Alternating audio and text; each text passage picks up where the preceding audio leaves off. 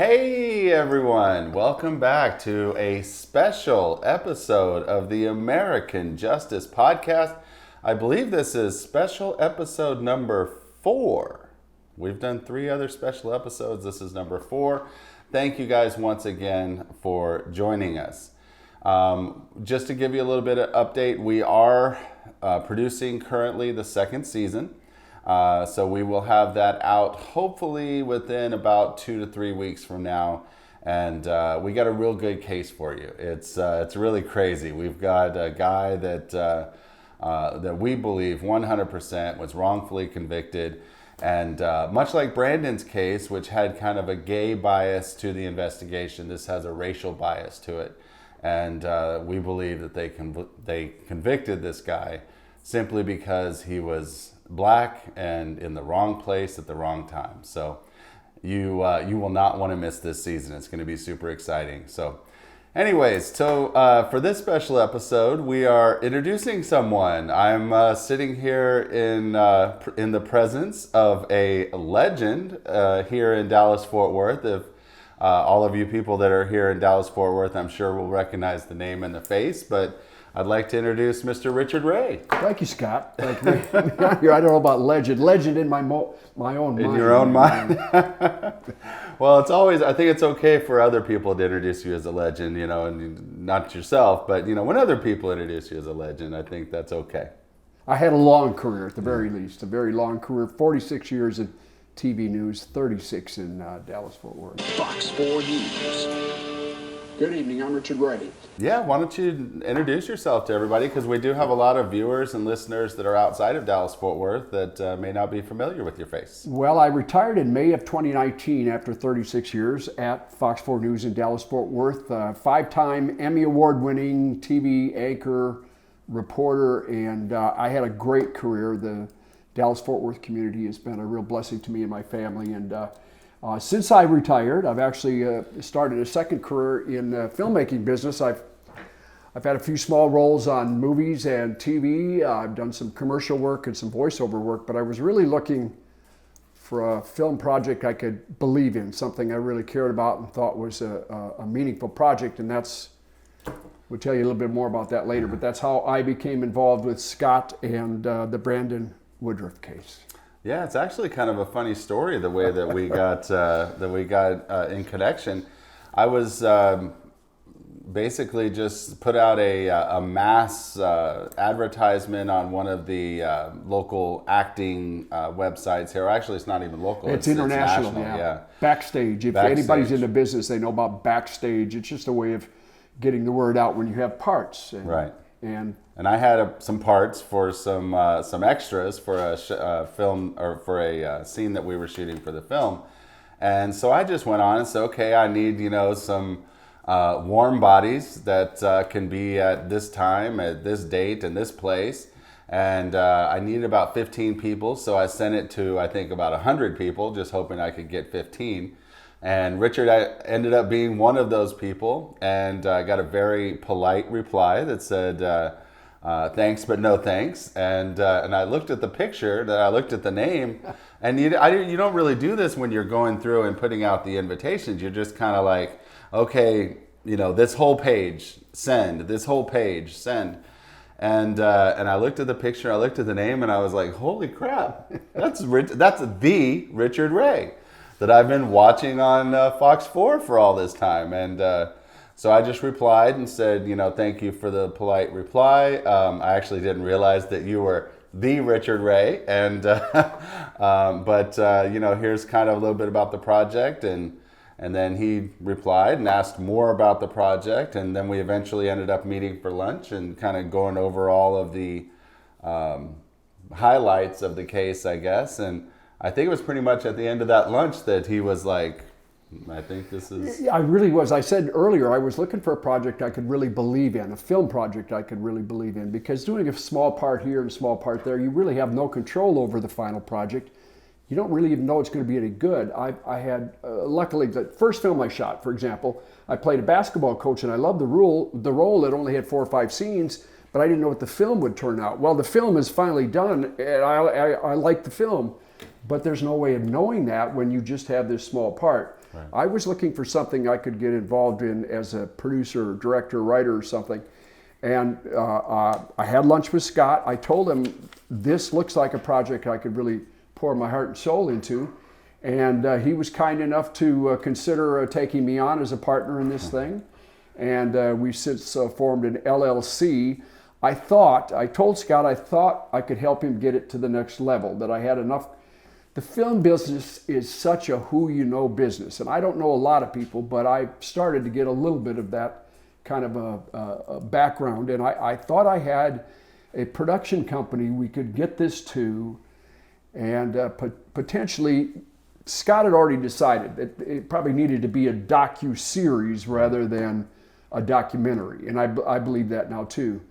And through some mutual friends that I have, I found a production company that specializes in getting projects like this to Netflix or Amazon Prime or Showtime or HBO or a number of different streaming services. And fortunately enough, when I presented the project to Virgil Films and Joe Amadei, he said, I like it. I think it's got potential. And since then, Scott and I have been busy putting together Sizzle Reel, which is basically about 3 minutes, kind of a fast-paced, here's what the film is about, giving people an idea of where it could be going to, and Right. a lot of writing and editing that's gone into that. And we're at the stage now where Virgil Films will be making the pitch to those folks in Hollywood that make those kind of decisions. I'm confident. You'll hear this from me again and again, but I'm a man of faith, and I really believe that God has called me to be involved in this thing, and I really believe we're going to get this. Our dream is Netflix or Amazon Prime or one of the big ones, but I really believe that's going to happen. Yeah, we'll definitely get it to somebody. Somebody's going to air this. It's going to get a national, international stage at some point. And I think it's just our job to convey to the people that we're pitching it to that, you know, what an interesting story it is, how flimsy or little evidence there was to convict this guy. And I think once that they see that, they would actually be interested. You know, anybody that I think can get that message that we're trying to send, I think would be interested in the film. Well, and I've told Scott this many times, but I thought initially that Brandon, I think he really could be wrongfully convicted. The deeper I get into the case, it actually makes me angry. There is no evidence whatsoever that he killed his parents. Right. There's lots of evidence that he could not have done this crime. Right. I can't tell you who did it, but I can tell you Brandon did not. And Scott touched on this. It has so many bizarre twists and turns. If you've listened to Scott's podcast, and I have, you know all the different bizarre twists and turns to this case that will make it a very interesting, fascinating film. Right. And I will also tell you this, I'm getting chill bumps about this too, because even though all those bizarre and interesting twists and turns are in his podcast, there's others that didn't even make the podcast that I've come to learn about. We'll be going along in this thing, and Scott's been at it for 4 or 5 years or longer. Yeah. I've been at it a couple of months now, so it's taken me a long time to catch up, and I may never catch up to his encyclopedic knowledge of the case. But the deeper we get into this, it keeps unveiling layer after layer of just bizarre, weird, fascinating, sadly fascinating sometimes, twists and turns to this case. And I think there's even a lot of times, even today, that, you know, we'll be talking and I'll be like, oh, I forgot to tell you about this, or I forgot to, you know, it's like, and there's stuff that even I've forgotten about that I go back and research, and I'm like, oh yeah, there was this story about this, and, you know, all these little twists and turns and side roads, I like to call them. You know, we're driving down the main highway, but all these little side roads, all these little exits are so fascinating. And we've been going out and doing a little work in the field, a little kind of the stuff that I did as a newsman in the TV news business for years, and just actually approaching people that have either spurned our advances or not responded to them. So we've been trying to talk to different people about this. One of the problems that we found very early on, for example, the sheriff of Hunt County now was an investigator in this case at the time, And typically, Terry Jones. Let's just call him out. Terry Jones. I don't know Terry real well, but I knew his predecessor real well. In fact, I call him a personal friend. I've got his home number. I can call and talk to him. And we have just not been able to get Terry Jones to respond to anything.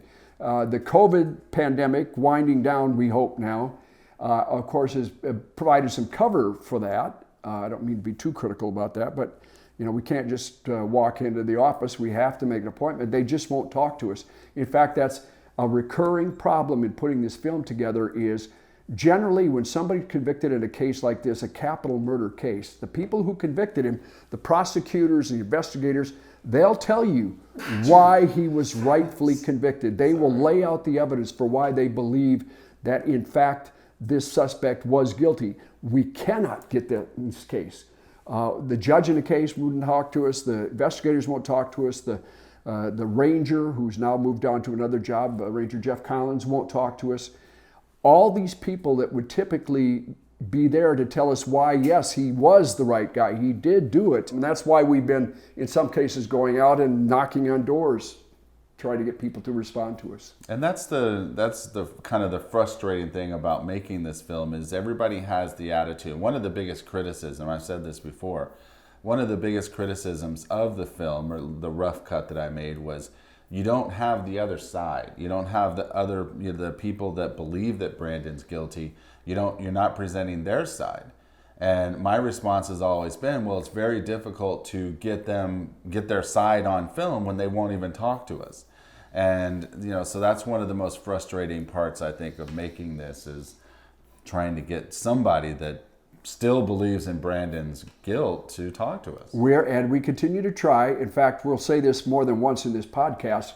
If there are people out there that feel like they were misrepresented in the previous podcast episodes, if they think that we're missing facts and information on this case, you're going to hear from one of those people a little later in this podcast. But we want to hear from you.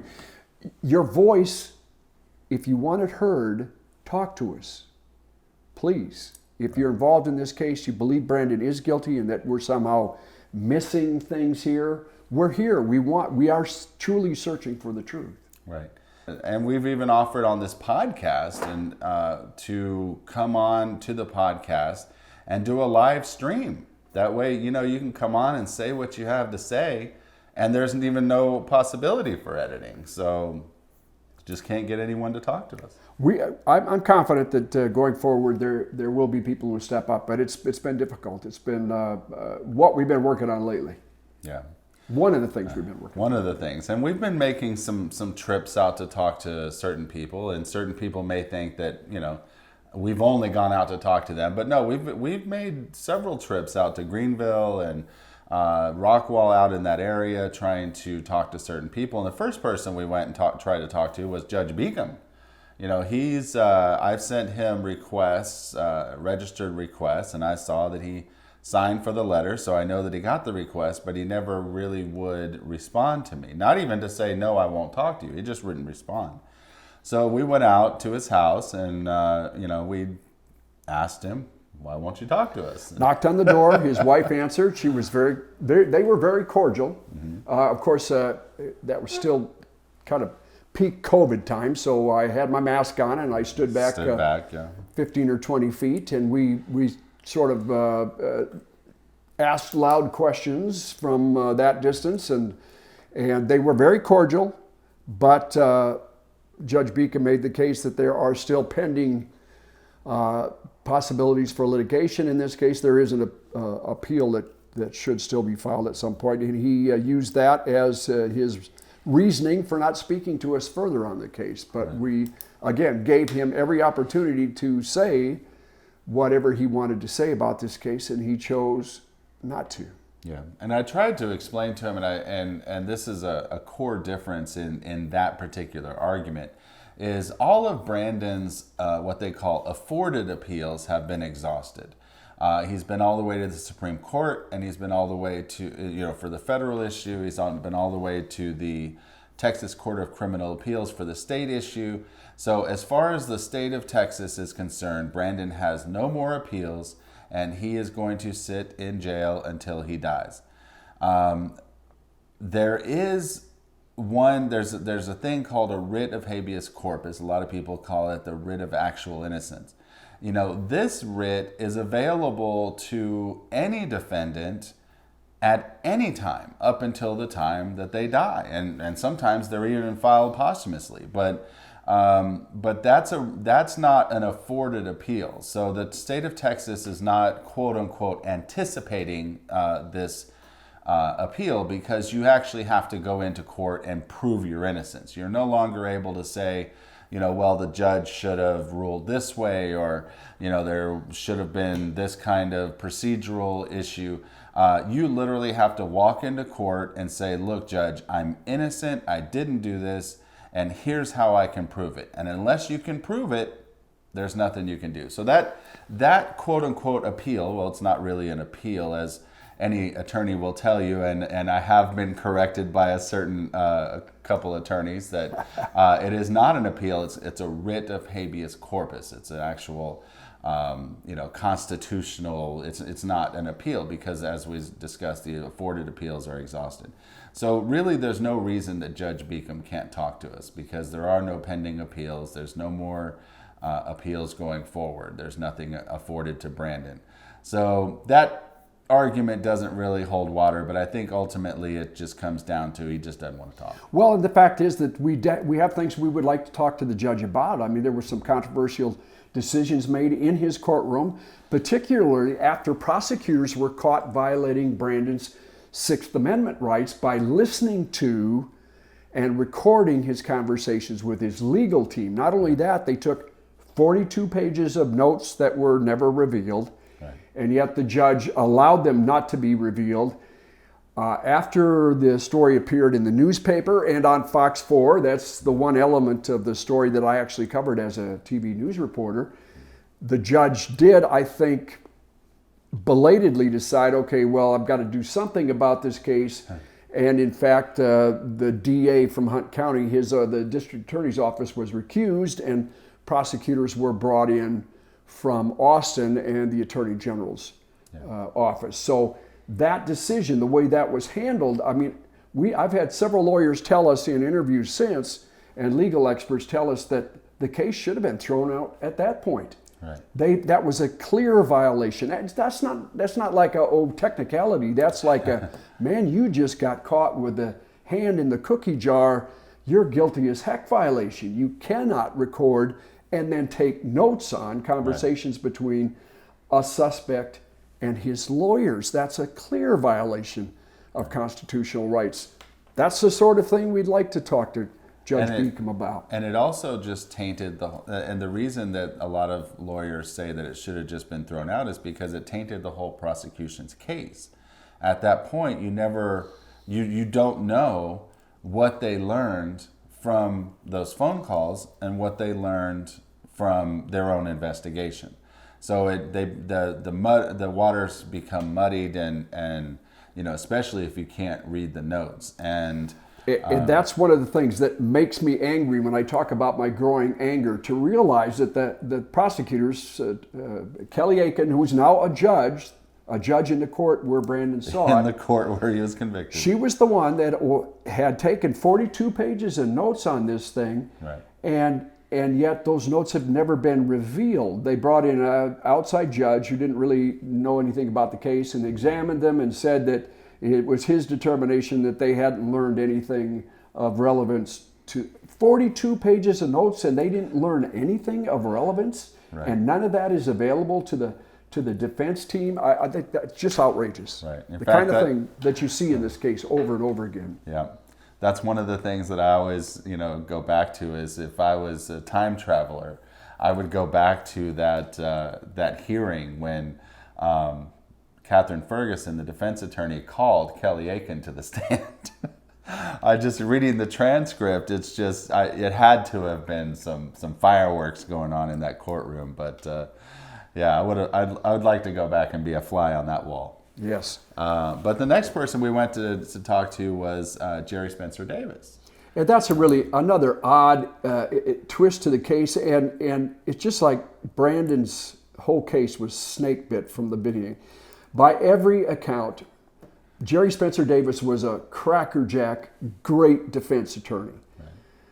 And I think early on he showed that. He was very angry about the warrant, the arrest warrant, for example, that was so filled with errors and should have never gotten anybody arrested for capital murder. Right. And he was very feisty and seemed to be really on his game. But as the trial went on, Jerry had some very unfortunate things happen in his life. And again, we did go out and talk to him, so I get some of this firsthand from Jerry Spencer Davis and his wife, that he lost a sister, he lost his mother, and a key investigator who was like his best friend died all before they got to trial. And he had a major back surgery. I mean, he had other personal things going on as well. He had a lot of things going on, and he just wasn't. In fact, that's what brings Catherine Ferguson into the case, because they'd taken the death penalty off the table.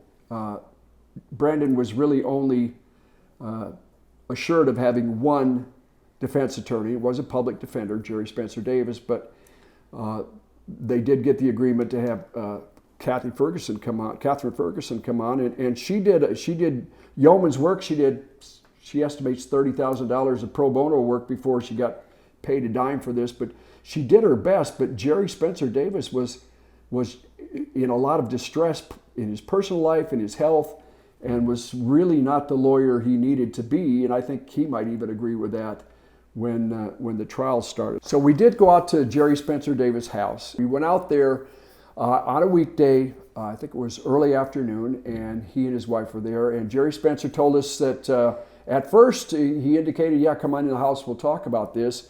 His wife was standing behind him. And she kind of pulled him aside and said, no, you shouldn't do this. He came back out. He told us that he did not want to talk to us about it. He did indicate that he thought 100% Brandon Woodruff was innocent, and that both he and his wife were nodding heads vigorously when it was suggested that there were a lot of shenanigans going on in this case. But we talked to him for a little bit. They did confirm that he had lost a sister and a mother at the same time, that the investigator was a close friend of his, had died, that yes, that was a troubling time I think both physically and mentally for Jerry Spencer Davis, but ultimately that's about all he would tell us. Right. And we also don't know kind of the back story or the reasoning behind that. You know, he does still live in Hunt County, so he has to live there, and he has, people that he talks to, and, he may not just want to rock the boat, or, his wife seemed to be kind of hesitant about the whole shaking hands thing. So maybe it was just hey, we don't want anyone in our house. So we really don't know what the motivation was, but yeah, he definitely indicated he believed in Brandon 100%. And I think that if we were able to sit down with him, I think I'm pretty safe in saying that this case still bothers him. Oh, Just clearly. like In fact, I think they indicated that, yeah, the case bothered him. And they were bothered by what was going on at the courthouse at that time, in this case, clearly. And someone else we talked to out in Hunt County was a very nice lady out at the Audie Murphy and American Cotton Museum. She's the director out there, and we just called him up and said, hey, we'd like to get a little more history about Hunt County and kind of what was going on back in, the history of it, the early days, the 50s and 60s, with all the, the sign that hung above Greenville that said the welcome to Greenville, the home of the whitest people and the blackest land. Yeah, it did say welcome to Greenville. On the left side of the sign it said the blackest earth, and on the right side it said the whitest people. Yeah. And that sign stayed, there were two of them actually, and it stayed in Greenville through the late 1960s, in the turmoil during... Which we didn't even know until we talked to her, that there were two of them, that they changed it. And they've got one of them. The reason we went there is because that sign is infamous and indicative, I think, of sort of a history of very conservative attitudes. I think, putting it as nicely as I can put it. And we had heard that the sign was there at the museum. Now, Scott's young enough, he didn't really know who Audie Murphy was. I know that because I'm a little bit older than Scott. Audie Murphy was a genuine war hero, and he was from Greenville, and he was probably the most decorated war hero certainly of the Second World War, maybe of all American conflicts. But he also became a movie star, did a lot of westerns and war films after he came home from World War II, and was awarded the Congressional Medal of Honor for his absolute actions of heroism over there. But so that the museum is both kind of a combination of Audie Murphy and American Cotton Museum and the Hunt County history. Now, we were hoping to actually see that sign. And Richard brought it up several times. And they do have it. She wouldn't do it. Susan told us that they do in fact have it in storage, but it's a 50-foot long sign. Yeah. They don't really have any way of displaying it. And despite my urging, as Scott said, we were not able to actually see it. But she was the one that did inform us that the sign had, before they took it down, because of the pressure, they had changed the blackest earth and the nicest people instead of the whitest people, and that's the way the sign is currently lettered. She knows that there is a second sign, or was a second sign, a neon lit sign, but she couldn't tell us where that was. But it was an interesting day at the museum. But I think it was interesting the way that she said that that when they changed the sign to say the nicest people, even that only lasted like a year. Like pretty much at that point they tried to change it, and then I think eventually people were just like, no, take it down. Well, it's an infamous sign, and anybody who hears that, blackest earth, whitest people, immediately that speaks racism to a lot of people. Now, people in Hunt County would argue that it wasn't really, but that's kind of a hard argument to make, and they found it increasingly hard to make, and that's why they took it down in the late 60s. So the next person that we talked to was Miss Charla Woodruff herself. Maybe we should listen to that call while we're maybe react to it and see what it sounds like to us. And let's see. I think she starts at the 3-minute mark, somewhere around there. Hello. Hi, Charla. Sorry to bother you. My name is Richard Ray, R-A-Y. You may recognize the name. You lived in North Texas for a while. I for 36 years, was on Fox 4 News in Dallas. I retired about a year and a half ago, but I'm working on as a producer now on a project just to try to look into to your brother's case. And I just had a few questions, if you wouldn't mind taking a minute with me. Hey, thank you so much for reaching out. I have declined every interview. I did one years ago, and it caused lots of family problems. And so I've spoken my word to my family that I wouldn't speak out ever again. I don't, and I guess I'm just trying to piece some things together. I'm a journalist that's really kind of, I haven't made up my mind on this thing at all. I'm just trying to get some questions at. Do you have any reservations about your brother's guilt, or you think he absolutely did it? Like I said, I've told my family, I gave them my word years ago that I wouldn't speak out. So I just would ask that you honor that. Okay. You've never spoken to anybody on this subject? I made one. I did one interview, and that was enough to cause harm to the family I have left. And so I have said I would never do it again. There are plenty of people in my family who are speaking out, but I am not. Who would be somebody good in your family that I might reach that could? And again, in a search for truth, I'm just trying to figure out. There's a lot of stuff floating around out there, and there's there's so many of you who have searched for truth over the years. I promise. Like, they'll be easy to find, but as for me, I'm not going to. Thank you so much. Okay. On or off the record, you have no comment on whether or not your brother is guilty or potentially innocent? I think that's very rude and inconsiderate for you to call me and ask me those things. And I hope that you never find yourself in a situation where someone's doing that to you. Okay, I apologize, Charla. I really do. Thank you. Thanks. Bye. Bye. Let me just first say that I appreciate you being such a experienced newsman that you just keep on going. Like if it was me, I would have, like, the first time she said that, I'd been like, okay, thanks, and hung up. But just, eventually you actually kind of got a comment from her where she was like, this is, I think that this is rude that you would even ask the question. Like, and I don't know about you, but I thought that was kind of a hilarious, amusing call. I found over the years that sometimes you just be kind and courteous, and until they absolutely tell you to go away, just keep prodding, gently prodding, and sometimes they will finally.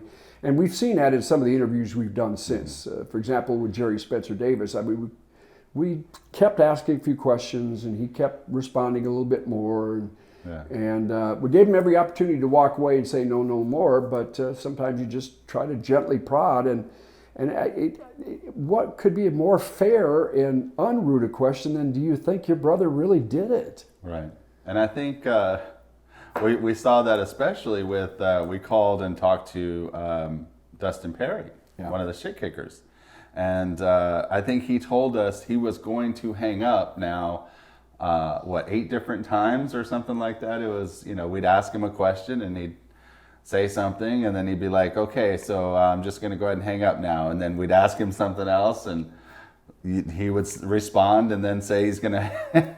So it's like, so I'm glad that I'm working side by side with such an experienced journalist. Well, so. And Dustin was polite. I mean, he said, I can't remember exactly how he said it, but basically, I've given this a lot of thought. I'm just not going to get involved in it. And I kept asking questions. Scott would ask a question here and there, and we did get some comments out of Dusty. And Dusty told us he didn't think some of the stuff that had been reported was accurate. And again, as we've urged everybody, if you feel there's things that aren't accurate, let us know. We want other voices in this. We want your side. We want that side of it. We want Dusty's voice in this. Right. We want Charla's voice in this. We want Mike Etherington's voice, Norma Etherington's. And again, for people, or if you're just turning in, this case really revolves around so much strange, bizarre information coming to the Texas Ranger that had nothing to do with the murder of Norma and Dennis Woodruff. There is nothing forensically that points to anybody, by the way, Right. but much less to Brandon. Phone records, I think, what was presented in court, even though the phone records are incomplete, stuff is missing. There was funny business with his phone records, and you'll hear more about that coming up. He could not have. The window of opportunity was not there. He could not have done it. But all these different people coming forward with information to assassinate Brandon's character, to push forward this narrative of, if you can lie about being gay, you can lie about killing your parents. All this stuff just does not make sense. What motivated people to say some of the things they did and do some of the things they did? We're really looking for honest answers. Maybe they can explain it. Maybe there's rational explanations for why they did and said the things they did and said. And I think I haven't heard them. And I think people that have listened to the podcast, obviously my opinion of what happened. But that is fueled a lot by the fact that these people won't talk to us. If there are explanations for some of these unanswered questions, then we need to hear them. And if they're not talking to us, the only thing that we can do is just assume that there are no innocent explanations. Well, and one of the key questions is, a key player in this is a woman named Norma Etherington. Right. And her son, Mike Etherington. Right. And one of the really odd things about this is the bodies, police believe that the murders were committed on a Sunday night between 9:30 and 10:30. Right. But obviously they think that because that's the only period that they could potentially put Brandon at the scene. Right. Which I don't think they can even do that. But okay, let's, for sake of argument, sometime on that Sunday night, they were brutally murdered. Stabbed and shot a total of 14 times, which indicates it had to be two people. Another thing, there's just no way Brandon did that by himself. Right. Okay, the bodies are discovered the following Tuesday afternoon, early evening. Even the family is not told how Norma Woodruff and Dennis Woodruff, there's two Normas in this guy. I know, it gets kind of confusing. Even the family was not told how Norma and Dennis died. They just knew they were dead. And yet on Wednesday morning, again, before the family's even been notified of anything, a woman named Norma Etherington calls police, first anonymously, then calls back using her real name, to say that she has information on the murders and on Brandon. How did she know they had been murders? Right. Well, that's the sort of thing. Norma, tell us, how did you know there had been murders when nobody else had been told that? Right. So obviously, there's a lot of questions we would like to ask Norma Etherington. Norma and Norma had a history of not liking each other for various reasons. Brandon and Norma's son, Mike Etherington, were rivals, had been friends, but had become bitter enemies. And in fact, there's a text exchange the weekend before the murders between Brandon and Mike Etherington that's very troubling, right, and raises a lot of questions. So on both sides, and that's one of the things that that we're going to try to present in the film is, Brandon was definitely no angel. Like, he was, a mischievous little 19-year-old kid, and some of those responses to Mike were, calling him bitch and, stuff like that. And, he's definitely we're not trying to portray that he was an angel at all. But we do need some explanations from Mike and Norma as to, what happened here. Like, what was the real story? Because all we're getting at this point are the stories from other people that are saying, that Norma and Norma were feuding and that there was all these problems. So if if Norma Etherington is maintaining that there was no problems between us whatsoever, then she needs to come on and say that, So all we're getting is one side of it. So I think that's to kind of sum up, that's why we need them to come on the film or the podcast or whatever and tell us their side. Let your voice be heard. We really want to hear it. If there's explanations for what you did and said, I'd like to hear it. Yeah. So we'll there's lots more to come. We're not done doing our investigation. We're not done doing our filming. We have a lot of things that we have planned. We have a whole list of things that we're going to be doing. So hopefully we'll be talking to everybody involved in this case at some point, just to hear what they have to say. Maybe we can get a prosecutor. Maybe we can get a detective. Maybe we can get Ranger Collins. At this point, he's saying no, but we're giving him some time and. Ranger Collins has repeatedly said no. He did exchange a couple of emails with me.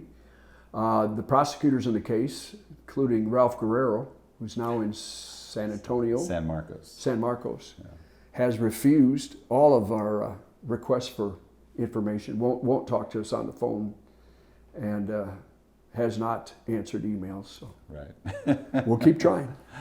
Well, one of the big things that we wanted to talk about and announce is that we have finally, due to some of the contacts that Richard has, we've been able to talk to some of the bigwigs at the Innocence Project of Texas and Lambda Legal. And the Innocence Project of Texas has reviewed Brandon's case, and they are offering resources. I think we can safely say that they're offering resources to Brandon's current attorney and investigator, and basically kind of putting all of the power and money and resources that the Innocence Project of Texas brings behind Brandon's case at this point. Yeah, this is big. This is really big. Now, if you've been around Dallas-Fort Worth, you know that the previous DA here in Dallas County and the current DA, Judge Crusoe, have expressed a real interest in making sure that wrongfully convicted people are freed. And the Innocence Project of Texas has been involved in freeing a large number of wrongfully convicted people. So they've got a reputation. In fact, even the prosecutor, the current DA in this case, Noble Walker out of Hunt County, who has also been very kind. Noble Walker has spoken with us, and he's been very cordial, and I think he's been very professional, and I want to thank him publicly for that. But Noble told me, he said, yeah, those guys are good lawyers, guys and gals are good lawyers, and that he was very interested that the Innocence Project of Texas is coming on board. Now we should probably make a reference here. The Innocence Project of Texas is affiliated with but separate from the National Innocence Project. Now the National Innocence Project, generally they don't take cases unless DNA is key to them. Right. With the Innocence Project of Texas, about 90% of theirs don't involve DNA, although there is potentially DNA evidence in this case that could be brought forth. So again, that's a stay tuned kind of thing. Yeah, it just has to be isolated, and then we can test it. But and Lambda Legal, we've been talking to their senior counsel, and we've explained and had several calls and emails back and forth with her, and she's taking it to her higher ups, the director and all that. But she's very excited about the case. Personally, she really thinks that it's something that Lambda Legal can get behind, because one of their big things is educating the public.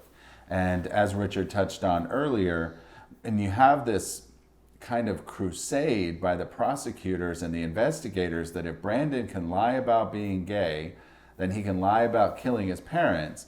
That's obviously something that Lambda Legal is going to be interested in, because that's such a false narrative that they're interested in, and they're excited about, coming on, talking in the documentary, and really kind of laying out what the normal process is for someone that's coming out, and all of the things that Brandon was doing, where he was telling certain friends that he was going to the clubs with that he was gay, and then keeping it or hiding it from his church friends and school friends and stuff, that this is very natural for a gay man that's coming out. So I think they're pretty excited about coming on and at least helping educate the public and that type of thing. I think they could be a real asset to our film too. Both the Innocence Project and the Lambda Legal can provide perspective that we need in this case going forward.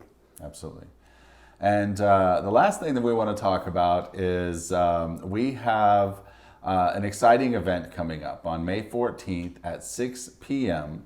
A lot of you know that have listened to the podcast that I do have a rough cut, I guess, of the documentary that I was putting together before we decided to make it a docu-series.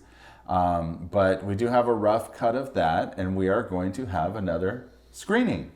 This is exciting. I think it's good. We're also going to have a Q&A afterwards in which you can ask questions of Scott and I, and we really hope that Q&A is something that people jump in on. One thing we didn't talk about that I think we should add is that we've started to get some more publicity about this. When I came on early, when I came onto this, I said to Scott, we really need to get a movement going, and he's done a lot of that already, but the Dallas Voice, for example, David Taffet with his radio show, have in the past been writing about this case and increasing public knowledge about it, and we need more of that. We really do. David Taffet's been a champion of it, and the Dallas Voice, and again with his radio program, we need more community involvement, and I'm not just talking the gay lesbian community. I'm talking the community, right. North Texas community, right. And Brandon's friends and family and believers. We really need to make this a growing clamor, right. for people to make it known that this young man needs to be freed. At the very least, he needs a new trial. Right. And I think that's the whole point of doing this docu-series is, there's tens of thousands, if not hundreds of thousands of documents in this case. And, nobody that I know of is going to take the time to go through and read every single police report, read every single interview, read, all this stuff that went into it. So if we can find a way to make a visually interesting presentation of the facts of the case, I think that if we can put that out in a format where people can just kind of watch it like they watch, Making a Murderer or Tiger King or any of that stuff, that they will learn that Brandon, they'll understand and they'll come to believe that Brandon was wrongfully convicted, and hopefully show up at the places that we have rallies, and ultimately hopefully when Brandon has his hearing and all of that stuff. And again, this is get out your pencils here and write this down. May 14th at it's really a neat theater in Greenville. It's an old theater that's been refurbished, and it's just beautiful. It's got tables. You can buy prepaid lunch there and everything. But we're gonna try to fill that up at least once on May 14th at 6 p.m. We're cutting the Scott's Rough Cut film, which again just barely touches on the major issue. There's so much more to it. That's why we're looking at a 6 to 8 episode docu-series to tell the full story. But we're trimming back the original Rough Cut. We hope to have it to hour 30 to an hour 45. That will give us more time then for Q&A, and people can ask questions. Maybe people can offer information that we don't know about. And again, write that down. Scott's going to put information on the screen here for how you can get your tickets for May 14th. That's a Friday night. 6 p.m. And I'll put a link to the ticket website in the description on YouTube, and also on the Spotify and all the different podcast channels. But yeah, just reserve that time and come out and see the Rough Cut, and talk about the case, ask any questions that you have to ask. And I think it's going to be a good time. And I know that the Texan has really good food, so you can just sit there and enjoy dinner while you're watching the film. They also have drinks and, just all kinds of good stuff for us to enjoy while we're... And there's a little social distancing with this. It's a beautiful venue. It really is a beautiful venue. And you can buy a table for two, or you can sit alone at the bar. There's a number of ways that you can see this film. But just the theater itself is a reason to come out. And with things looking better and better on COVID, I think people are looking for these kinds of events where they can get out of the house and do something away from lockdown. Yeah. And Richard and I have both been vaccinated, so... Yes. You can shake our hands if you want 2 shots. to. We might even be able to give you a hug. I don't know. We'll see. Yeah, we'll see. All right. Well, thanks again, guys, for joining us and tuning in to this special episode of the American Justice Podcast. Again, we will have the second season coming up very soon. Please stay tuned for that. I really think you're going to enjoy that story as well. So until next time, thanks again for watching and listening, and we will see you soon.